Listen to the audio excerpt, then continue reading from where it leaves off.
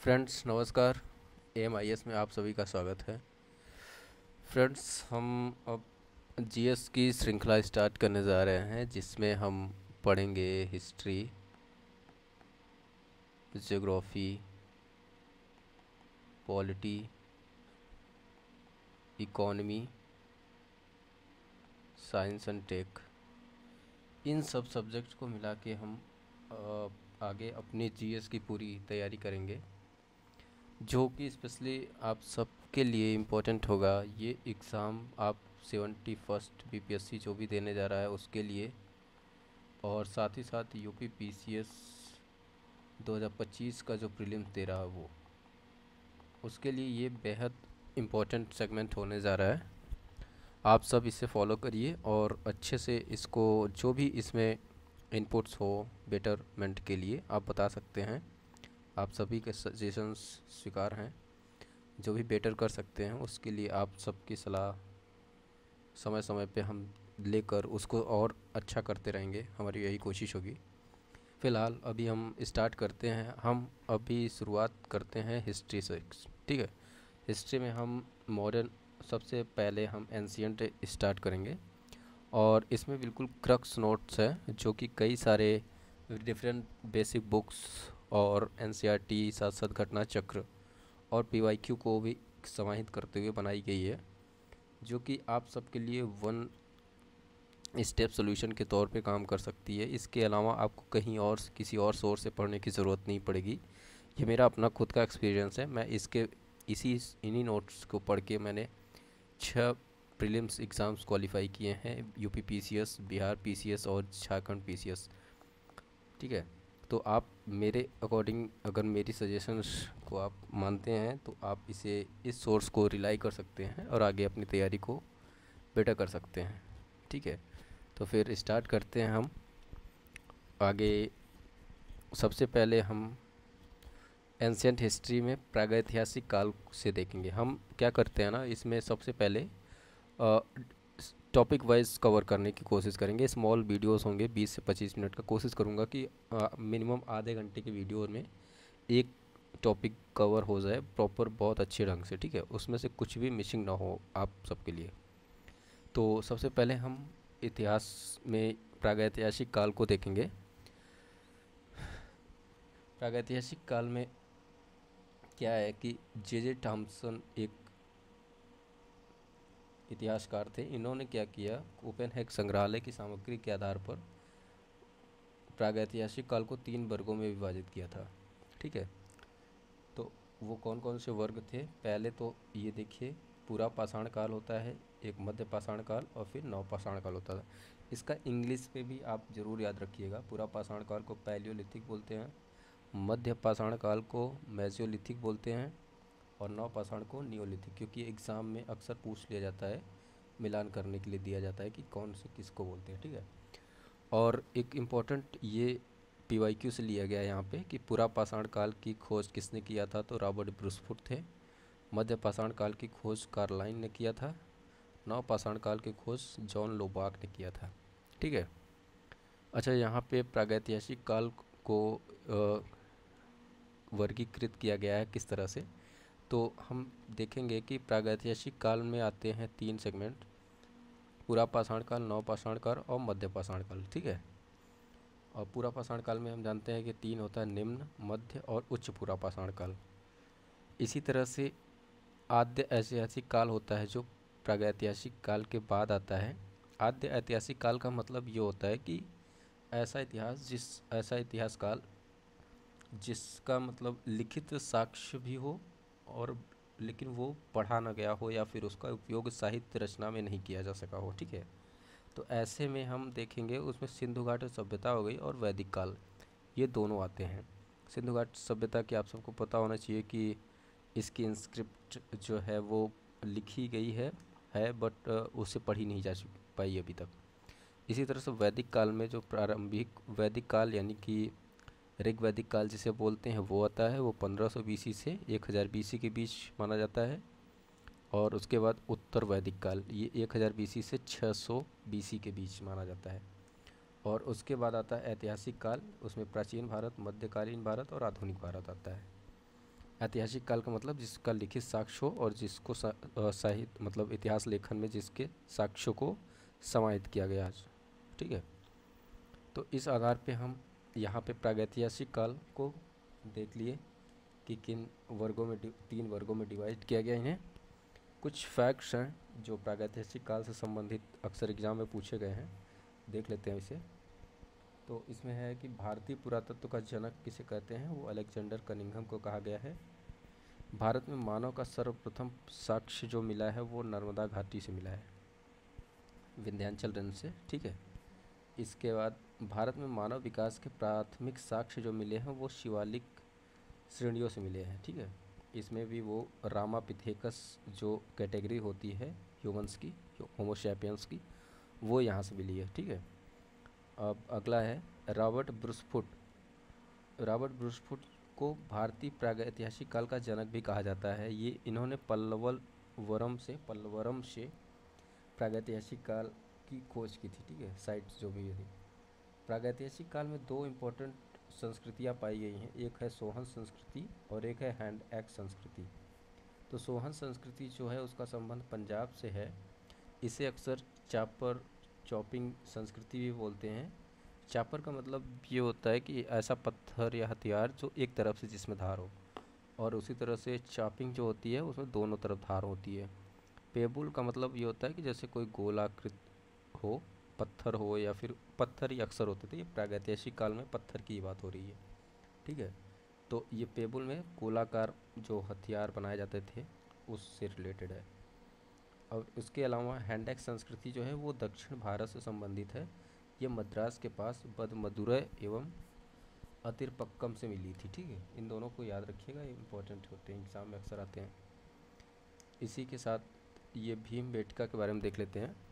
भीमबेटका जो है वो एमपी के रायसेन ज़िले से मिली है। ये प्रागैतिहासिक चित्रकला है जो कि भारत में पाई गई सबसे प्राचीनतम चित्रकला में एक चित्रकला है। ठीक है, इसकी खोज किसने किया था, ये वीएस वाकड़कर साहब ने किया है। 2003 में यूनेस्को की वर्ल्ड हेरिटेज साइट में भीमबेटका को विश्व धरोहर स्थल के रूप में नामित किया जा चुका है। ये इंपॉर्टेंट है, इसको याद रखिएगा, यूपीपीसीएस में ये पूछा जा चुका है किसने इसकी साइट को इन्वेंट किया था, खोज किया था। आगे देखिए मध्य पाषाण काल को। मध्य पाषाण काल में जो है मानव अस्थिपंजर की पहली प्राप्ति जो हुई थी वो कहाँ से हुई है, मध्य पाषाण काल से मिली है। इसके अलावा इसमें मध्य पाषाण काल में कुछ और इम्पोर्टेंट चीज़ें जो हुई हैं उसमें ये है कि आखेट एवं संचय आधारित जीवन की शुरुआत होती है। पशुपालन में रुचि होती है यहाँ से, किंतु इसका मेजर डेवलपमेंट जो होता है वो नवपाषाण काल में स्टार्ट होता है। इसी के साथ पशुपालन के प्राचीनतम साक्ष्य भी मध्य पाषाण काल से मिले हैं, जिसके 2 साइट्स हैं। एक आदमगढ़ है वो एमपी से मिली हुई है, एमपी में है, और बागोर जो है राजस्थान में है। ठीक है, ये इंपॉर्टेंट है, ये अक्सर एग्जाम में पूछा गया है। पशुपालन के प्राचीनतम साक्ष्य आदमगढ़ एमपी से है और बागोर राजस्थान में मिला है। बागोर जो है भारत का सबसे बड़ा मध्य पाषाणिक स्थल है। इसकी खोज बीएन मिश्र ने की है, ये भी इम्पोर्टेंट है। और इसके अलावा अन्य मध्य पाषाण कालिक स्थल जो हैं वो देख लेते हैं। एक है चौपानी मांडो, ये प्रयागराज यानी इलाहाबाद में है, और यहाँ से झोपड़ी के साक्ष्य मिले हैं। ठीक है, तो इसके अलावा सराय नाहर राय जो है वो प्रतापगढ़ में है। इस यहाँ पे क्या मिला है, गर्द चूल्हा मिला है, एक शवाधान मिला है। शवाधान यानी कि जहाँ पे मृतकों को दफनाया जाता हो। ठीक है, इसके अलावा अन्य साइट्स जैसे कि महदहा एवं दमदमा, ये दोनों प्रयागराज से हैं, और यहाँ से युगल शवाधान के साक्ष्य मिले हैं, और महदहा से स्पेशली हड्डी के उपकरण मिले हैं। ठीक है, इसके अलावा लेखैया जो है मिर्ज़ापुर से है, यहाँ से सर्वाधिक मानव कंकाल मिले हैं। लेखैया से सर्वाधिक मानव कंकाल प्राप्त हुए हैं। इसके अलावा बीरभानपुर पश्चिम बंगाल, चिरांद बिहार, लंगनाज गुजरात से, संगनकल्लू कर्नाटका, और तिन्नेवेली जो है तमिलनाडु से, ये मेजर साइट्स हैं ये मध्य पाषाण काल की। ठीक है, अच्छा एक चीज़ और यहाँ पे आप ध्यान दीजिएगा, एग्ज़ाम में अक्सर ना क्रोनोलॉजी या फिर क्रोनोलॉजी तो नहीं बट इसमें ऑर्डर वाइज पूछता है, वेस्ट टू ईस्ट। ठीक है, ऐसे यहाँ से इधर, या फिर और डायरेक्शन दे सकता है, अपोजिट भी दे सकता है, ईस्ट टू वेस्ट। एक बार पूछा भी गया है ऐसे, मान लीजिए दे दिया कि मादहा, फिर बीरभानपुर या लेखैया, और एक दे दिया चिरांद। अब इसको ऑर्डर करना है तो आप इजली आपको पता होना चाहिए साइट्स मिली कहाँ से है, तो आप आसानी से कर लेंगे। ठीक है, ये ध्यान रखिएगा, इसलिए मैंने बता दिया बीच बीच में। अब अगला है नवपाषाण काल। नवपाषाण काल में की क्या विशेषताएं रही हैं, इसको हम देखेंगे। इसमें क्या होता है कि खाद्यान्नों की कृषि सर्वप्रथम स्टार्ट होती है। ठीक, इसके अलावा कृषि तथा पशुपालन के ज्ञान से यहाँ से स्थिर जीवन की शुरुआत हो जाती है, जब यहाँ से खेती और पशुओं को पालना शुरू करते हैं, जिसकी वजह से लोग परिवार या कुटुंब के तौर पे एक अस्थायी जीवन शुरू करते हैं। तो ये नवपाषाण काल की मुख्य विशेषता रही है। इसके साथ ही यहाँ से आग की जो खोज हुई थी, मतलब आग का प्रॉपर यूज़ शुरू हो गया था नवपाषाण काल से। इसके अलावा इसमें देखेंगे हम कुछ मोस्ट इम्पॉर्टेंट फैक्ट्स हैं नवपाषाण काल से संबंधित। इसमें लौरा देव संत कबीर नगर में जो कि है, यहाँ से 9000 BC में चावल की खेती के साक्ष्य मिले हैं। ये भारतीय उपमहाद्वीप में, लौरा देव जो है भारतीय उपमहाद्वीप में खेती के मतलब सबसे प्राचीनतम स्थल है, सबसे प्राचीन स्थल है, और ये पहली साइट है जहाँ से चावल की खेती मिली, खेती का साक्ष्य मिला है। ठीक है, लौरा देव। दूसरा है मेहरगढ़, ये पाकिस्तान में है, ये बोलन घाटी के किनारे स्थित है, और ये यहाँ से 7000 BC में जौ की खेती के साक्ष्य मिले हैं। अगली जो साइट है वो कोल्डिहवा है, वो इलाहाबाद के बेलन घाटी से मिलती है।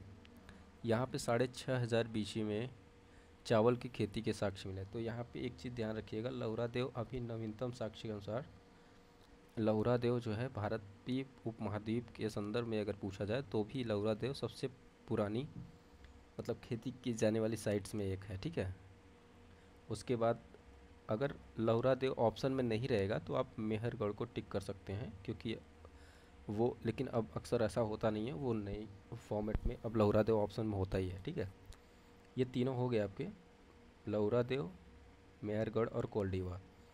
अब इसके अलावा बुर्ज होम को देख लिए। बुर्ज होम जम्मू कश्मीर में है, ये यहाँ से गर्तावास मिला हुआ है। ठीक है, और ये इसका आकार वृत्ताकार और अंडाकार रहा है। यहाँ से मानव और कुत्ते को एक साथ दफनाया गया था। गुप्त श्रीनगर में है, यहाँ से कुम्हार की गुफा के साक्ष्य मिले हैं। अच्छा, दक्षिण भारत के कुछ इम्पोर्टेंट साइट्स हैं नवपाषाण काल के, उसको देखिए। संगन कल्लू हो गया, यहाँ से राग का टीला मिला हुआ है। नागार्जुन कोंडा है, माशकी, पिकलीहल, ब्रह्मगिरी, ये 5 इम्पोर्टेंट साइट हैं जो नवपाषाण कालिक हैं दक्षिण भारत से। कुछ फैक्ट और देख लेते हैं इसमें। मानव द्वारा सर्वप्रथम प्रयुक्त अन्न जो है वो जौ है। ठीक है, यहाँ पे हम देखते हैं कि सबसे पहले तो कृषि के साक्ष्य जो मिले हैं वो चावल के मिले हैं 9000 BC में, लेकिन हम यहाँ कह रहे हैं कि ये जौ का साक्ष्य मिला है। एक्चुअली ये प्रॉपर जो खेती होती है तो उसके साक्ष्य की बात की जा रही है। ठीक है, कृषि के प्राप्त, और जबकि इससे पहले जो अन्य मतलब कोई भी अन्न ऐसे ही रैंडमली कहीं कोई बोया गया हो जो, या फिर जिसके बारे में जानकारी हुई होगी, वो जौ की बात होती है। ठीक है, तो ये ध्यान रखिएगा, ये इसमें कंफ्यूज मत करिएगा। इसके साथ ये बता दिया मैंने, अग्नि का सर्वप्रथम प्रयोग कब होता है, वो नवपाषाण काल से होता है।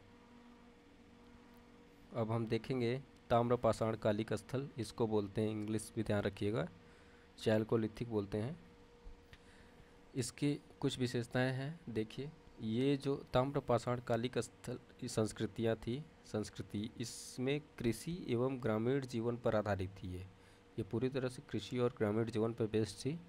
इसके कुछ अपवाद भी हैं, जहाँ जैसे कि दायमाबाद और ईमान गांव, ये जो शहरीकरण के स्तर तक पहुँच चुके थे, ग्रामीण जीवन से निकलकर ये मतलब शहरीकरण तक पहुँच चुके थे, दायमाबाद और ईमान गांव। कुछ इम्पोर्टेंट फैक्ट्स इसमें स्थल हैं, इसको देखते हैं। ताम्रपाषाण कालिक स्थलों में एक आहाड़ या बनास संस्कृति होती है, ये राजस्थान में थी, आहाड़ या बनास संस्कृति। इसको ताम्रवती भी कहा गया है। आहाड़ संस्कृति के कुछ स्थल हैं, जिसमें से गिलुंद, यहाँ से पकी ईंट का साक्ष्य मिला है, पकी ईंट को प्रयोग करने का साक्ष्य मिला है। और मध्य प्रदेश के एक स्थल है जो कि मध्य प्रदेश में जो स्थल हैं उसमें है मालवा, कायथा, एरण, नरही, नौदा टोली। अच्छा, नौदा टोली जो है वो लार्जेस्ट साइट है ताम्रपाषाण कालिक स्थलों में, ठीक है। तो ये अक्सर पूछा जाता है एग्ज़ाम में, ये भी पूछा जाता है, ये सब एग्ज़ाम में इंपॉर्टेंट क्वेश्चन होते हैं हमेशा। महाराष्ट्र की कुछ साइट्स हैं जो देखिए, इसमें जोरवे, दैमाबाद, चंदौली, सोनगांव, ईमान गांव, नेवासा और प्रकाश, ये इंपॉर्टेंट साइट हैं, इसको याद रखिएगा।